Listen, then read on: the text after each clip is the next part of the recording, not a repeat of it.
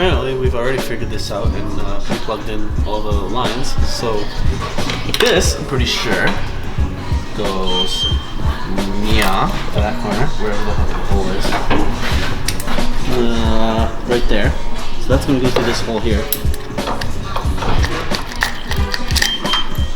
You broke it already? No, I'm just showing people how this works. So this goes through that hole there. Boom. That's... I think that really bracket close. mounts to one of these. Right? Oh my, are you serious? And then the longer line.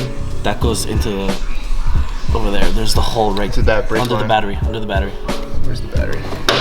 In there? Yeah. Okay.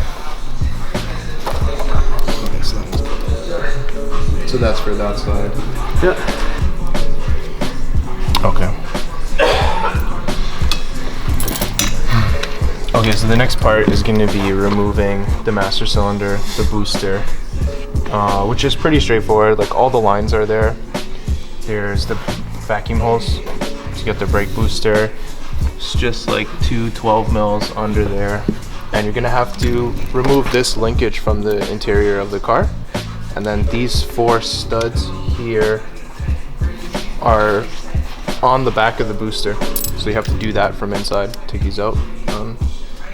And then get the ABS module out, or the pump, sorry, it's here. You can remove all these lines and the 2 front brake lines. So this is a Wilwood brake master cylinder. It's got a single piston in it, and then the proportioning valve that's over here is gonna split the pressure between the front and the rear circuit. And basically this rod that they have right here attaches to your brake pedal, and when you press the brake pedal, it actuates the piston in there and creates braking pressure. And then that pressure that comes out of this line is going to go into the prop valve, and you can actually adjust this one by turning this knob. There's a little valve in there, so you can reduce the pressure going to the back. It's going to be adjustable, kind of fine tune it. Does that make sense? Yeah. You can turn that all the way down and do burnouts. Not like a line. It doesn't go all the way. No, you want like a line lock for that. That's probably another kit. It'd be cool though. That would be turn sick. that all the way down, do a burnout. We got the ABS pump out now. Big hunk of junk. And then Will's working on getting the rest of the lines out of there. And the bracket. You dripping all over. Remember, always spray down the brake fluid with some water, or you lose your paint. Booster's out. That's the brake booster line. No, that's actually the fluid line there that we're gonna get rid of.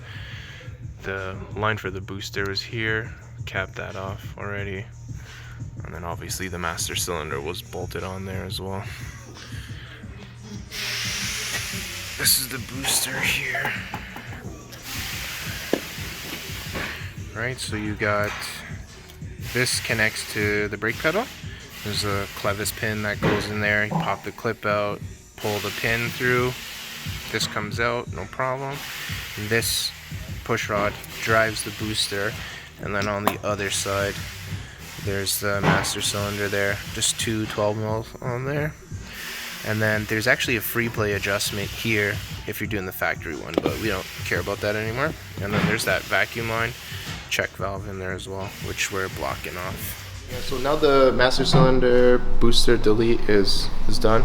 It's installed.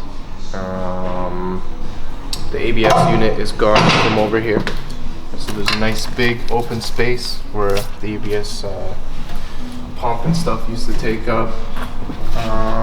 I guess some things to note is that the pedal feel is significantly firmer than it was, so it takes a lot of effort to brake the car. Also, the reservoir sits at a slight angle, so you got to keep the fluid level a little bit low. That's pretty much it. Like, we got the brake pads are on now. Has new rotors all around, so it's definitely the braking is where it should be now.